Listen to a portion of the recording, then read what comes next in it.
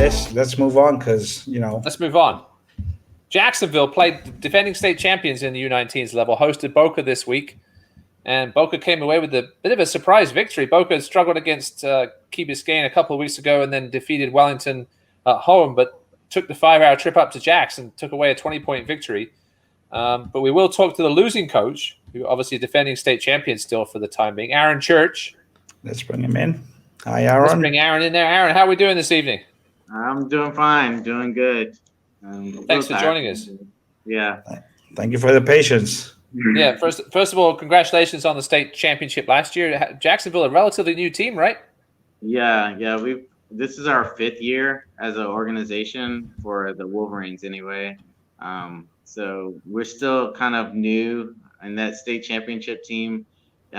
Pretty much after that year, all of them graduated. Oh, wow. Okay.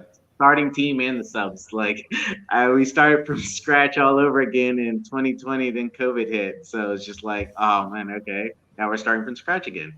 So. Yeah, man, last year was a rough one. Looking at, thanks for sending us your rugby resume, Aaron, with an extensive rugby resume. We started playing down in Key West with the Conch Republic down there. Then went to Arkansas State University, 3 years started there, played some inside center, then was their assistant coach for a while. How did you end up back in Florida? After I went to Germany, and then I still work for the government. So then I got a job offer here back in Florida. So I was like, okay, state, come back. And the weather, of course, right? Oh yeah. Well, Germany weather wasn't too bad. I started to get used to the snow. Yeah, you had some serious experience in Germany with Ramstein, with Frankfurt, and then Kaiserslautern, obviously known a little more for their soccer team. But how was the whole German experience? Tell us a little bit about that. Yeah, it was definitely, I didn't really, when I went there, I didn't think that rugby was going to be as big. I mean, known for soccer more. But the rugby up there is definitely at a different level that I expected. The players are definitely bigger than I expected. But they have a lot of presence there in their rugby. So there's a lot of Brits that play there as well. So I got a lot of more experience, elevated my game a lot more, a faster pace game there than I was used to. So I really enjoyed my time there, really. So then you came back here, and how did you get involved with the U19s and Jacks? Well, when I came through, I started playing with the Jacks Men's Club for a little bit, and I wanted to get back into coaching. Kind of enjoyed that. Got a little more taste when I was in Germany to coaching men's, but I had previously had a stint coaching high school with Trent Vesely in Daytona before I left to Germany. And I asked him if they were going to have another club. And he's like, oh, well, you're up in Jacksonville. Kevin Watkin's starting a program there. Go talk to him. And I remember playing with Kevin a couple games in Daytona, the sevens matches when Perry Baker was there and stuff. So I reached out to Kevin. It's like, hey, you remember me? He's like, yeah, why don't you come over? So came over, started coaching with him that first season. And then he took another teaching job in Hilliard and was like, the program's yours. There you go. I was literally on a plane when he sent me that message that the program's mine. And by the time I landed, everybody was like, oh, I heard you're taking over the program. I was like, I didn't even know. I didn't get a confirmation yet. But okay, I'll do it. I'll step in there. Well, let's fast forward to 2019. Obviously, we didn't finish the season last year, so there's defending state champ still from 2019. Talk about how that team came about, and did you know you had a chance of potentially being as great as you were that year? Honestly, it was we went in 2018. We went to the state semifinals and played Cardinal, and when we lost that match, we still had 90% of that team returning, and they were a bit more confident because we felt that we should have played better. If we weren't as intimidated, and that was those kids' first time ever being at that level, playing and that kind of platform. So we went into 2019 very confident, with a good attrition of coming back, players that are coming back. They had a few years experience coming through. And then we were kind of blessed by the rugby gods with a great fly half, Nathan Schooling. He's now at University of Colorado, but he had played rugby his whole life.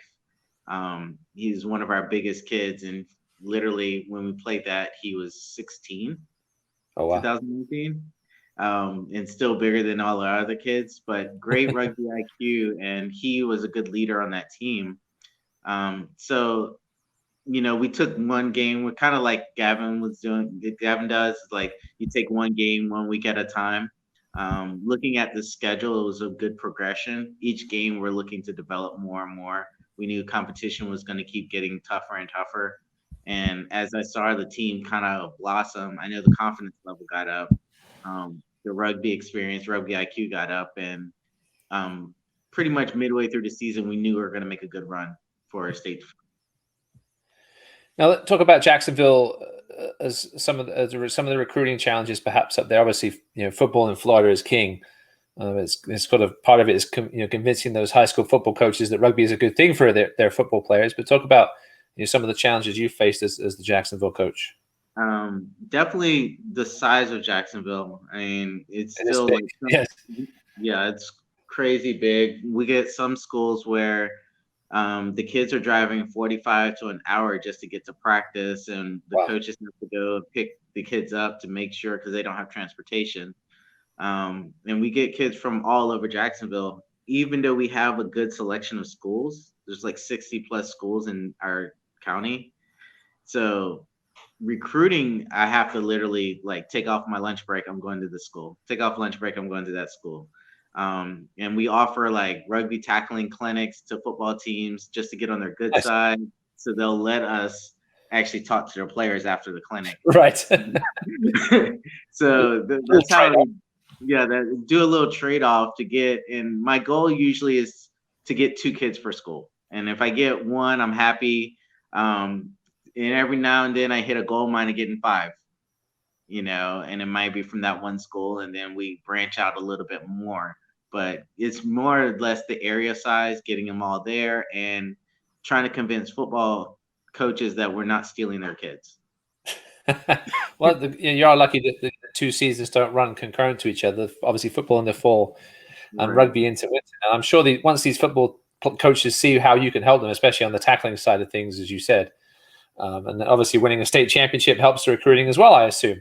Oh yeah, actually, probably one of the kids you'll probably talk to today, Mac Taylor. He told me like, "Yeah, I heard you guys won. I'm moving down." And we've got a couple kids that moved from different states to come play for us. So we've definitely kind of reaped the benefits of winning a state championship. There's some highlights of this past weekend's game against Boca. Before we get to talk to Mac, talk a little bit about this game, Aaron. I know Boca brings some size, I know, which can be a trouble for some teams. But yeah, to give us a little sort of recap of that game on Saturday. I know leading up to that game, a lot of our players looked at the Boca Key Biscayne game, and they really were kind of underestimating Boca's potential and their size.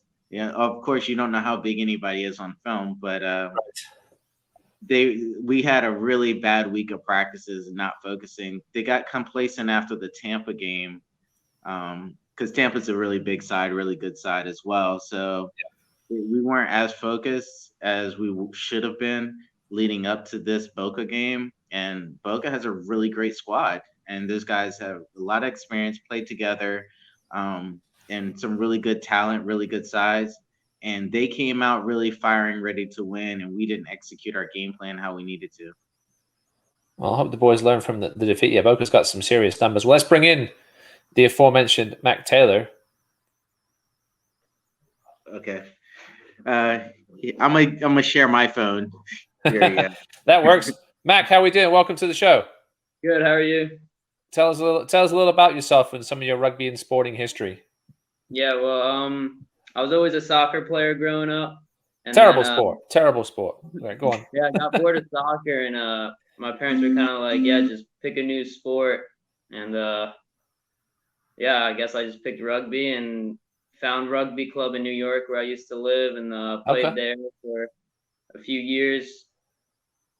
And then last year, of the winter of last year, I moved down here to Florida, Jacksonville, and got right in with the Wolverines. And yeah, it's been last season, this season.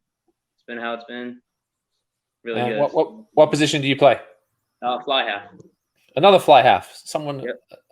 with my heart. I grew up playing scrum half and then fly half, and then got too big and kept moving back. But still a fly half at heart. What do you love about the game of rugby? It's really kept you going here. I don't know. It's just a lot of fun. It's like everyone I've ever met in the rugby community is like really awesome. It's a brotherhood. We're all just one big family, and yeah, it's great. So you're a senior now. So where are you? That is John Selden reffing, as Kenny Hanley pointing out in the chat there. John Selden helping out. As again, we are a little short of refs up in the Northeast area. John Selden, a longtime referee in Florida, been around forever, jumping in to help out here on the U19s thing. Yeah, talk about this team this year. We got a really good group of guys this year. A lot of athletes, got a lot of speed. See on that? Yeah. I think it was almost a try there. That was some serious speed on the outside there. Yeah. Yeah. So we got power in the middle and speed on the outside. We're gonna be good. We just got to get our heads screwed on right and focused. Yeah, well, it seems like, as mentioned earlier, a lot of these teams with one loss now, I think it seems like a popular thing to be in, how these teams sort of sorting themselves out as the season goes on. Aaron, what does Mac bring to the table for you guys? Mac, he brings his experience. He's got a great rugby IQ.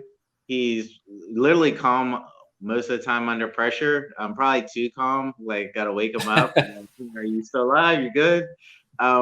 But no, he brings that leadership that we need with our team, and definitely that rugby IQ and skill and talent. It brings the balance. Definitely another, I would say, a blessing to have him, especially at that fly half position. You definitely need that experience there. Oh, yes. And somebody who knows the game, can read the game, who can actually make the good passes, make the good decisions.